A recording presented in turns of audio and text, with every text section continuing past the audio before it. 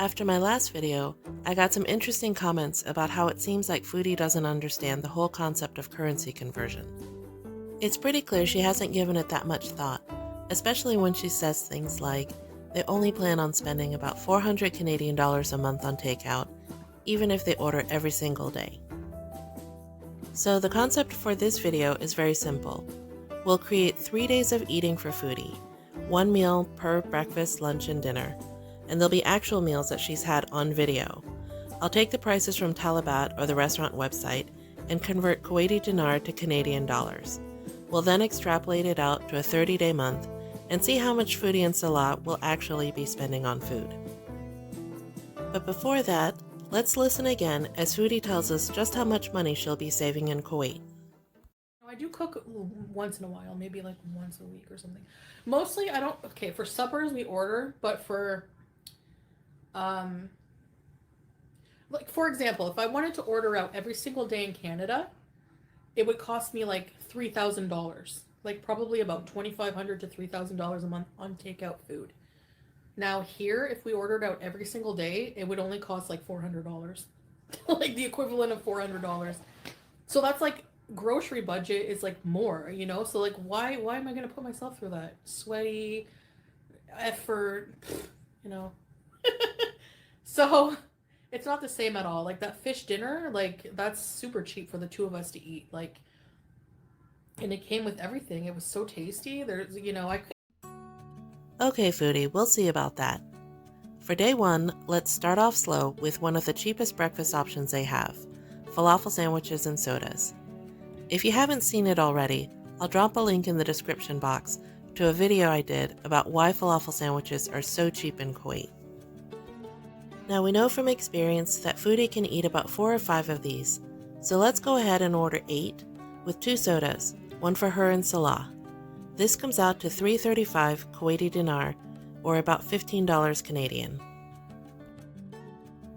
After such a light breakfast, Foodie's going to want something more substantial for lunch.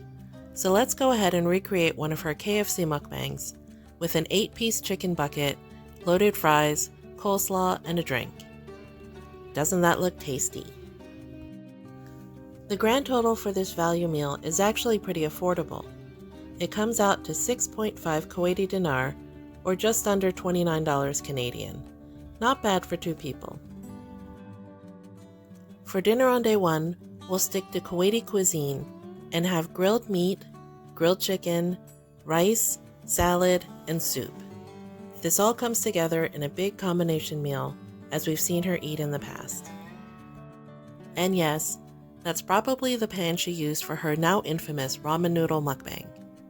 The total for this meal comes out to 7.8 Kuwaiti dinar, or just over $34 Canadian.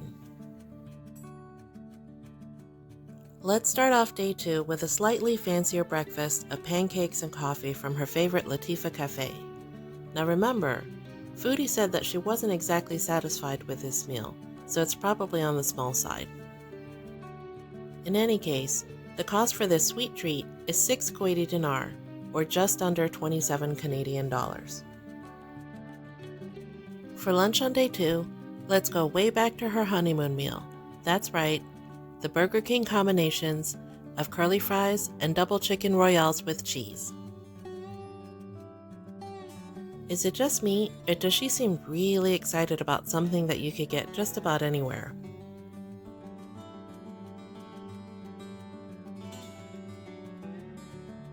The total cost for these 2 chicken sandwich combos is 7.55 Kuwaiti dinar, or just under $34 Canadian.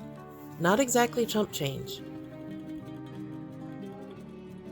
For dinner on day 2, let's go ahead and order fish 2 ways, one for her and one for Salah. Now Foodie made a point of saying just how affordable this meal was. Is that actually the case? Let's take a look. While this meal does come with a bunch of rice, sauce, and greens, the price is pretty steep at 16.25 Kuwaiti dinar. That's just over $73 Canadian. Not bad for a family of 4 or 5, but for 2 people? Let's go ahead and give Chantal a break with a cheaper breakfast on day 3. We'll go back to falafel sandwiches for 3.35 Kuwaiti dinar. I've been pretty curious about those giant barbecue platters, so let's go ahead and order one for day 3 lunch. It comes with lots of different options with grilled meats, chicken, skewers, a big thing of hummus, greens, and of course, tons of rice. This all comes at a price though, 15 Kuwaiti dinar, or just over $67 Canadian. Hopefully, there would be tons of leftovers from this, so she has something for snacking later. Let's finish day 3 with something simple. Just pizza. Oh, and curly fries, because you know she has to have an appetizer. So I ordered 2 small, well no, they were medium pizzas, one with hot dogs and one vegetarian, just like she did. Altogether, this came out to 6.6 Kuwaiti dinar, or just under $30 Canadian. Are we seeing a pattern here yet? So here's what you've all been waiting for. In the end, the 3-day total breaks down like this. Day 1 came out to 17.65 Kuwaiti dinar. Day 2 was the highest at 29.8 Kuwaiti dinar, and day 3 rounded out at 24.95 Kuwaiti dinar. So that gives us a grand total of 72.4 Kuwaiti dinar, or just over $325 Canadian. If you extrapolate that and multiply it times 10 to equal a 30-day month, that's well over $3,000 Canadian. Now keep in mind, I didn't include everything. While these might not be the exact restaurants they ordered from, I'm pretty sure my estimate is on the low side. I didn't include things like desserts, juice, or coffees, which we all know they like to get on the fly.